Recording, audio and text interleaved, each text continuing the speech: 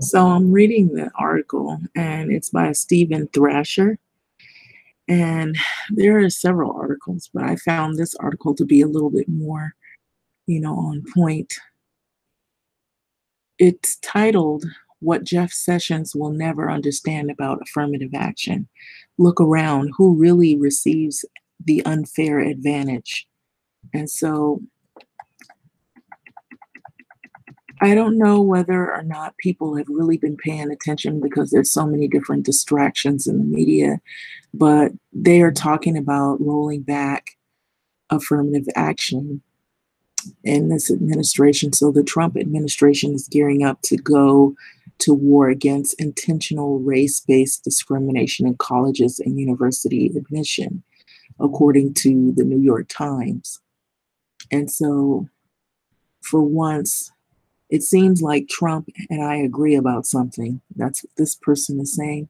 So I too am tired of race-based discrimination.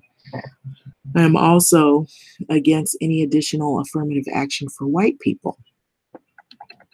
So affirmative action is a phrase once used to describe affirmatively redressing harm to minorities by a majority, but affirmative action has become a dog whistle pejorative dispatched by acolytes of Reagan and Trump to mean basically such things the state and school and businesses do to give certain types of people an unfair advantage. So consider that description and then look around you. And do you notice affirmative action for white people? Okay, so basically, I'm going to start in where Stephen Thrasher uh, will never understand about affirmative action. So it goes into the whole spiel.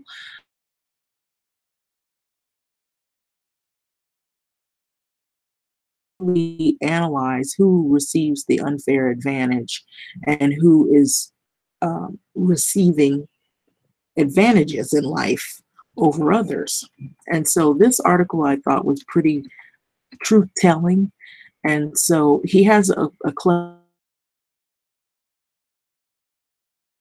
And so affirmative action is a phrase once used to describe affirmatively readdressing harm to minorities by majority, but affirmative action has become a dog whistle pejorative dispatched by acolytes of the Reagan and Trump era, of course, to mean basically such things are special things the state and school and businesses do to give certain types of people an unfair advantage. So consider the description and then look around you.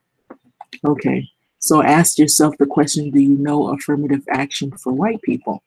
Well, he goes on to say that white people, especially white men, are the beneficiaries of more affirmative action than any other group on college campuses, in businesses, and the US at large. So I'm tired of the academic affirmative action, which has made it not just so that white people are overrepresented at elite colleges and in professorships, but that their white privilege at colleges where Black students are nearly invisible means that they are more overrepresented now than they were in the 1994 year.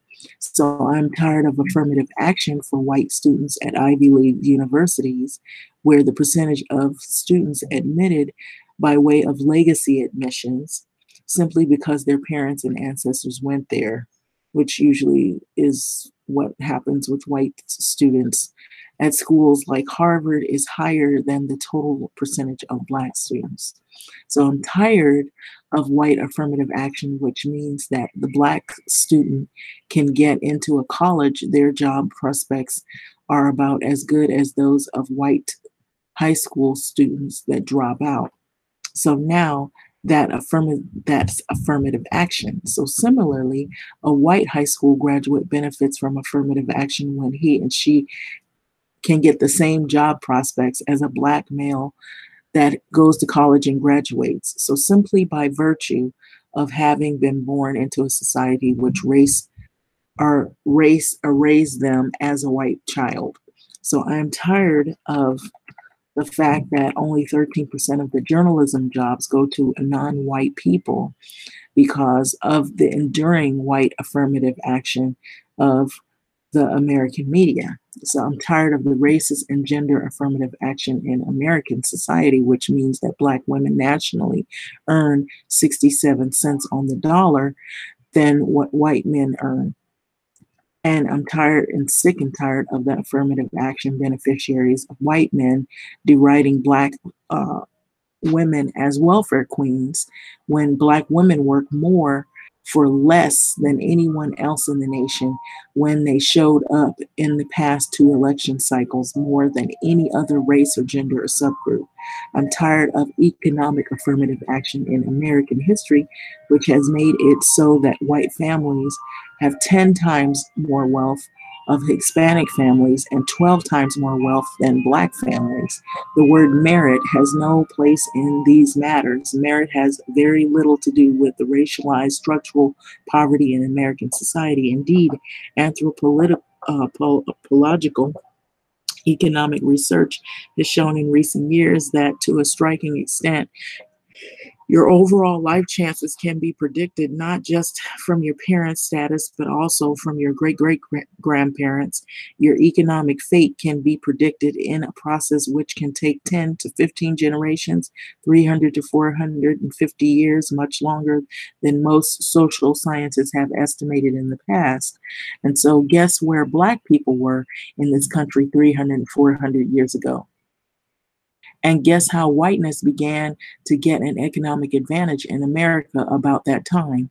So it is white affirmative action which obfuscates the reason why it's relatively economically lucrative to be white and why slavery, post-Reconstruction, retrenchment, Jim Crow, and mass incarceration have kept Black people from amassing wealth. So there is a strong case for reparations with the nation that has been able to formally consider. So thanks to Ta-Nehisi Coates, the nation discussed reparations a bit more in the Obama years, but with Trump in office, it takes up so much political oxygen. So America isn't hearing about reparations right now. And so with that, the help of Jeff Sessions, we're back to the old defensive debate about affirmative action, which will harm white people too, as he is wont to do.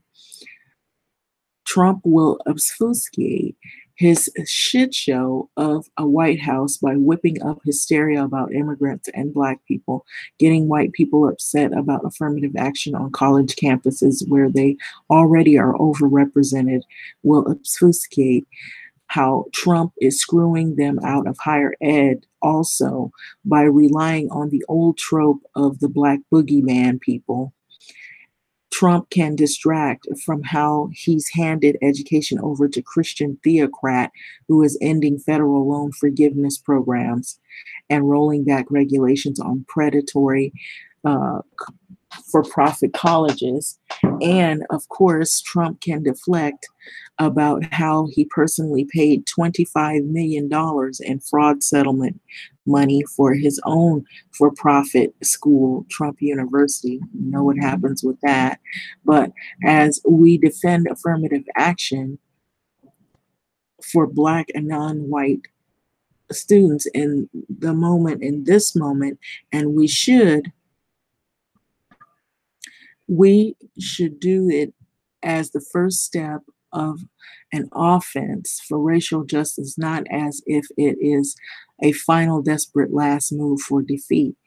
As Kimberly Crenshaw, Neil Gautanda, and Gary Peller and Kendall Thomas wrote in their book Critical Race Theory, the poverty of the liberal imagination is bellied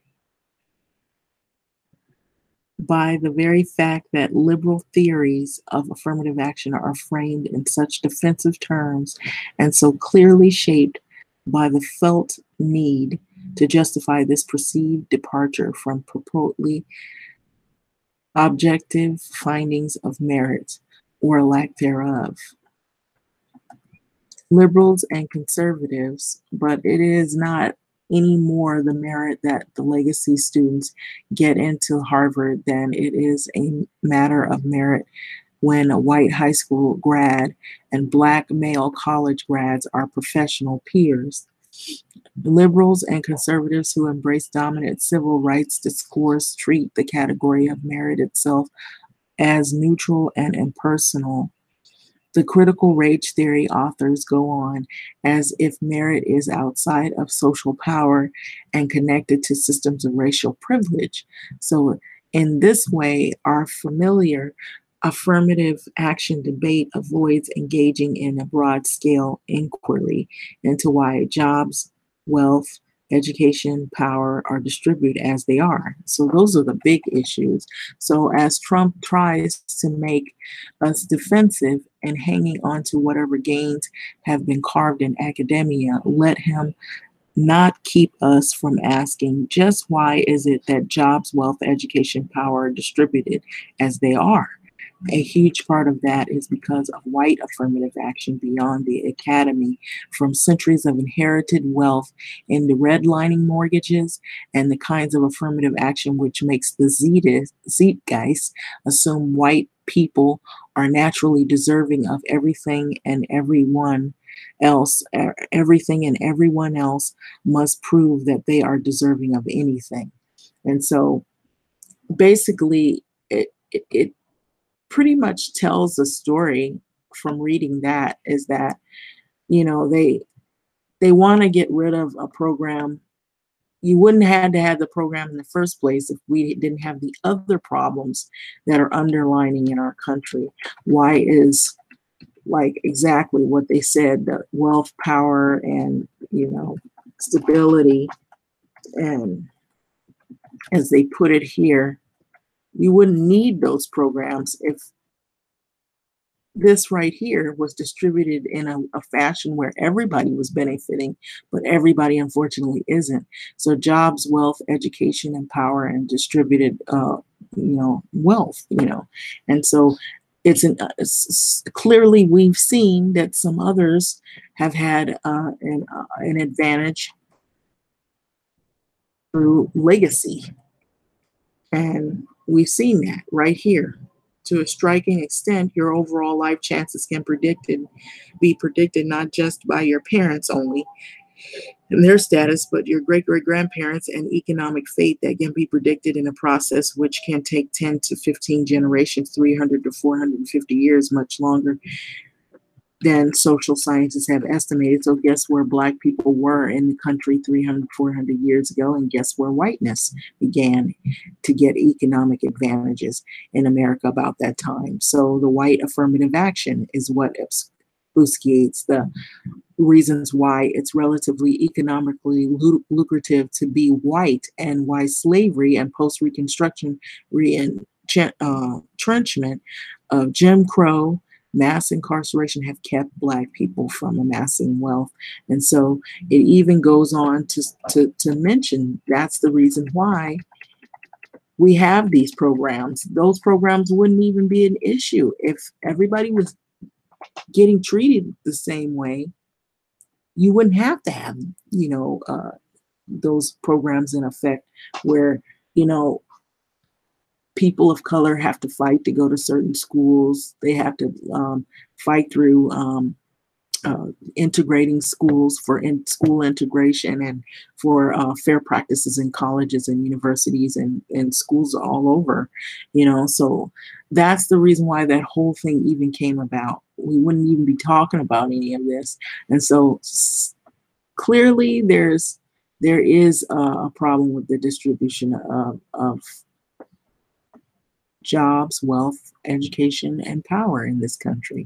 And so that's the reason why they have articles such as this. So if you've been looking, there have been some changes that they're trying to make on those levels.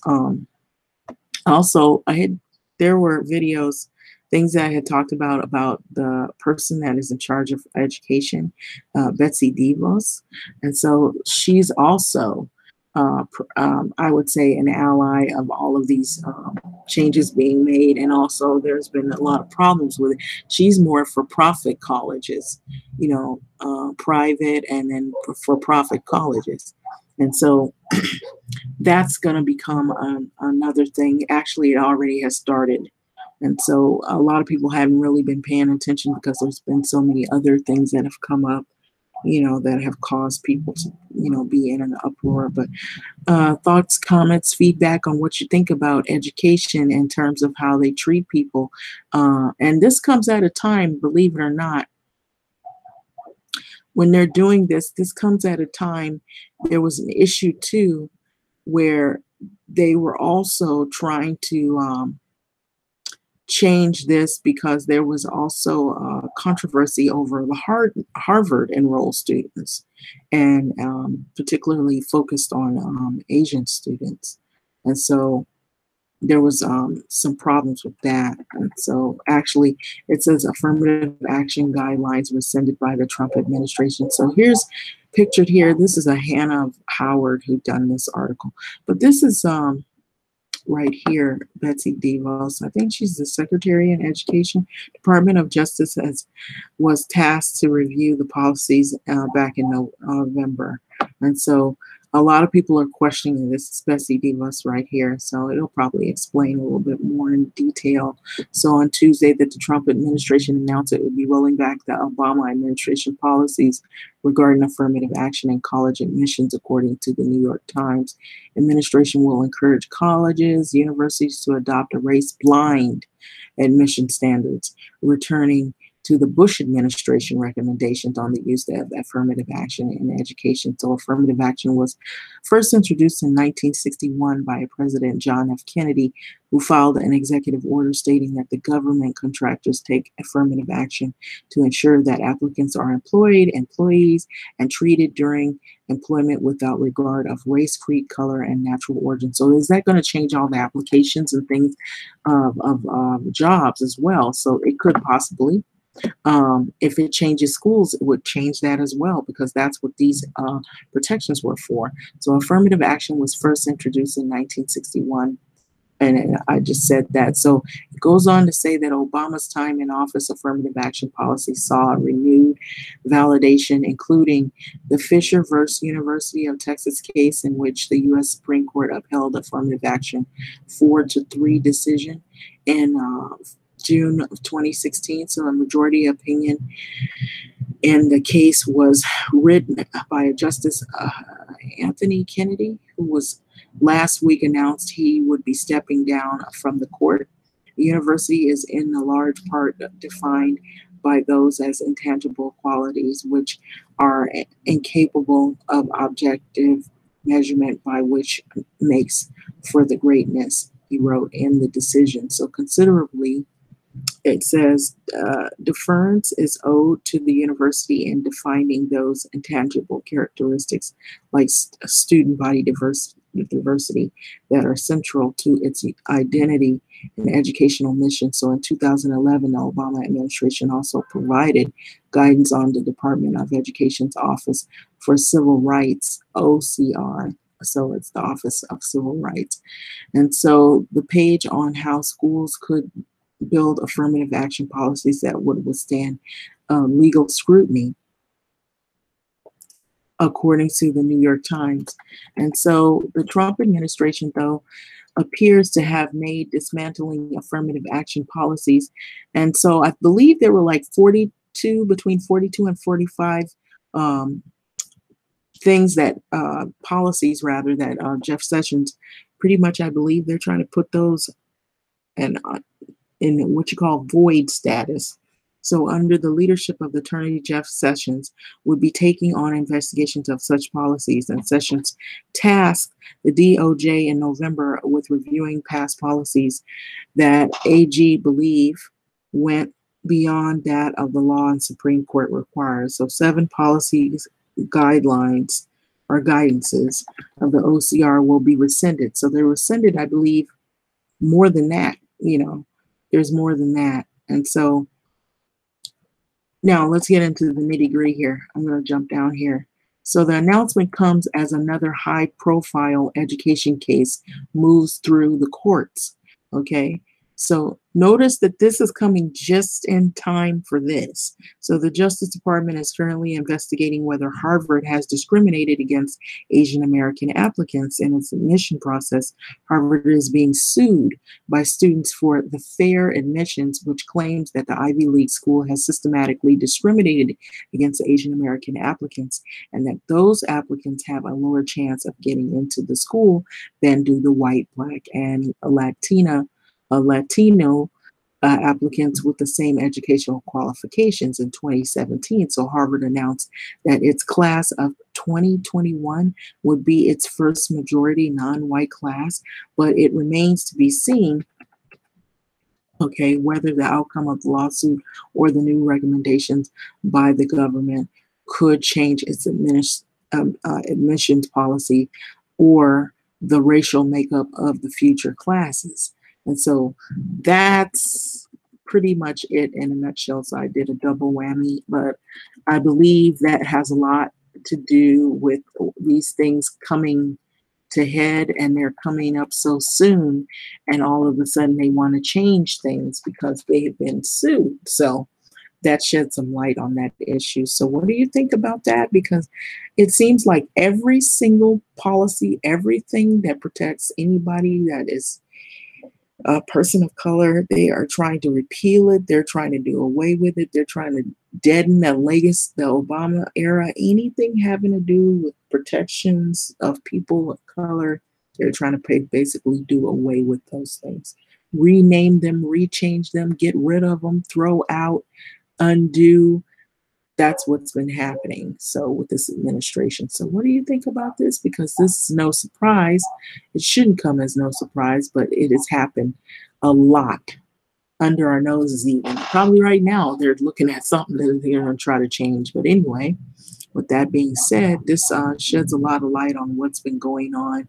So that's why we've been telling, or at least I said myself and people that I've known for over the years had been talking to people, even if they're not Black, they're a person of color, that these things were about to forecome this way. And so these are not surprises, to be prepared for what more comes, because there are more things that are happening.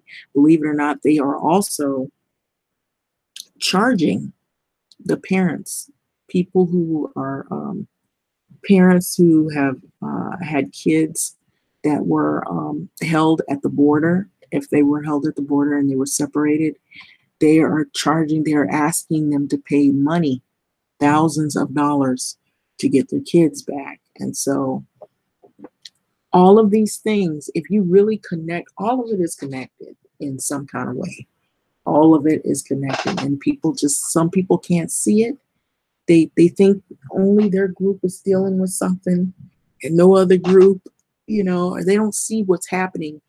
Notice it's happening to poor people. It's happening to people of color. It's happening to any group that's been pushed out or marginalized. It's happening to people, if you don't make enough, you can be working and you just don't make enough. It's happening to poor white people. It's happening to Black poor people, people who, even if you're working class, you may not be, homeless, but you're, living paycheck to paycheck. Notice all these different policies, all these different changes are happening, and they have been nonstop. Like even you'll see that there's an article that talked about Ben Carson. And so Ben Carson, what he's doing is he's trying to basically raise the rents. And so he said that he wouldn't, and that he would be a little understanding, but he hasn't been. So he is also doing things as well. So Ben Carson's raising rent on poor people after saying he wouldn't. So the plan will lead in to increase homelessness and do nothing to advance self-sufficiency. And one advocate told the Think Process. So this was Danielle McLean. So I'm giving you several things, and I'm kind of rolling them into one. And so all of these things, if you really pay attention to it, you notice it's all connected to either they've been marginalized, they're poor, or, and so despite previously claiming that they wouldn't, the Trump administration is moving forward with plans to boost rents by an average of 26% on all vulnerable Americans. Who is the vulnerable Americans? It's it's not just Hispanic people or Latino people. It's anybody who is a person of color. They could be black, they could be white, they could be a person who's poor, who you could be from any ethnic background. We're the vulnerable people. So the vulnerable Americans who rely on federal housing subsidies to avoid becoming homeless. People who, if you're working paycheck to paycheck, or if you're just, you just getting, you're just making it, you're making it, you're not living bad, but you're not living high on the hog either. So meanwhile, a separate bill has been introduced by a Republican congressman that would raise rents on the poor people at even a higher rate than what the administration had proposed. So the Make Affordable Housing Work Act is what it's called, introduced by the Department of Housing and Urban Development in April, claims to put the millions of people who rely on federal assistance to pay their rent on a path to self-sufficiency. And so the plan, which needs congressional approval, requires people receiving housing subsidies to pay 35% of their total income towards housing instead of the current 30%. So it would also boost the minimum monthly rent to mostly financially vulnerable families from $50 to $150. So that's pretty much, it's called the Trump plan would raise rents on poor by 26% on average. Shortly after a center, you might excuse me for the fireworks. That wasn't me. Outside somewhere. So shortly after a center on a budget, the policy priorities analysis last month found that 8.3 million people, including millions of families and children, would be affected by the proposal, and it would put even greater risk of homelessness to be inevitable. So the HUD Secretary Ben Carson suggests to reporters that the agency may not push forward the plan after all. According to the Detroit News, and Carson told reporters that the agency did not need to impose the plan because now we have some increased funding and we're not going to have to do that. That's what he says, but be careful because they change like the weather.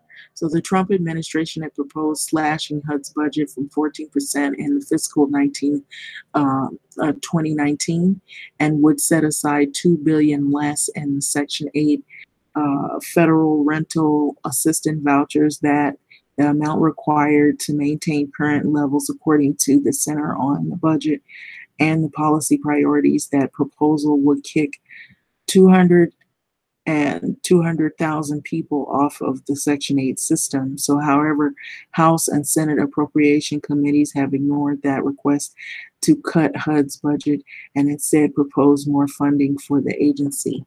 And so, but during the June 27th House Financial Service Oversight Committee hearing, Carson again, he changed his tune, telling members of Congress the agency was still moving forward with the plan. So that's why I said they changed like the weather. So the proposal is a starting point in the conversation. As you know, Congress will make the decision. So Carson said, when questioned about the status of the proposal by Representative Maxine Waters, who is a Democrat of California, of course, we continue to back our proposal. And so they show Maxine Waters up here, and it's about housing and urban development oversight. And so she's conversing to Ben Carson. So increasing rents to the most vulnerable in the society will lead to increased homelessness and do nothing to advance self-sufficiency, said Thomas Silverstein, counsel of the Fair Housing and Community Development Project at the Lawyers Committee for Civil Rights Under Law. Secretary Carson repeated changes in a position and shifting justification are systematic of lack of a clear vision for HUD's role in meeting the nation's affordable housing needs. So Congress proposes an even higher raise on rents. So HUD plans is not the only legislation Congress will consider that would raise the rents on vulnerable Americans. So this is by Representative Denise Ross, who's a Republican in Florida, has also introduced a bill that would let state and local housing authorities raise the minimum monthly rent on the poorest Americans' families with an annual adjusted income of $2,000 or less by more than $500 a month on average, far exceeding the Carson proposal, according to the Will Fisher, a senior policy analysis at the Center on the Budget and Policies Priorities. So that increase would cause millions of Americans to become homeless. So this is what they've been saying over and over. The proposal itself would raise rent sharply on the low income people and that have a lot of harmful effects on them as well, Fisher said. So even if they raised it by a fraction of an amount, it would be difficult for a poor and low income person to pay. So the bill would prevent tenants from deducting medical and child care related expenses and other elderly and disabled people and persons and student deductions when calculating their total income, which sets the amount that they pay in rent. So it also would also allow public housing authorities to set rent systems or tiered rent systems that raise rents on non-disabled and non-elderly every few years, regardless of their financial circumstance. And so seems really unfair. So this is the kind of thing that they're considering doing. And so it makes it hard on people who are basically marginalizes when I say vulnerable people, and they come in many walks of life, genders, colors, and so I want you to see how all of this is connected. Where you got them, they're now trying to attack the schools, the students, and the people of that are marginalized groups, and then they're also looking at going into rescinding affirmative action, as is also raising rents for people who are most vulnerable. So all these things are happening in swift real time during the Trump administration. So what's new, So basically that's it in a nutshell. So I'm going to leave this article. This last one is by Danielle McLean, and it says 8.3 million people would be affected by this particular proposal. So this is hitting everybody, y'all. So if you don't know, you should know. It's touching everyone some kind of way. What we're dealing with, we're all in this. That's why I say we're all in the same boat. But with that being said, like, comment, subscribe. What do you think about that? Here you got issues with schools, colleges, universities, and they're targeting people of color. And now another thing to target poor people and people of color, and then just people in general who, if you're marginalized and you don't have really much income, you're the working poor, all these things they're trying to do away with in one stroke of a pen. Like, comment, subscribe. Once again, thanks for listening.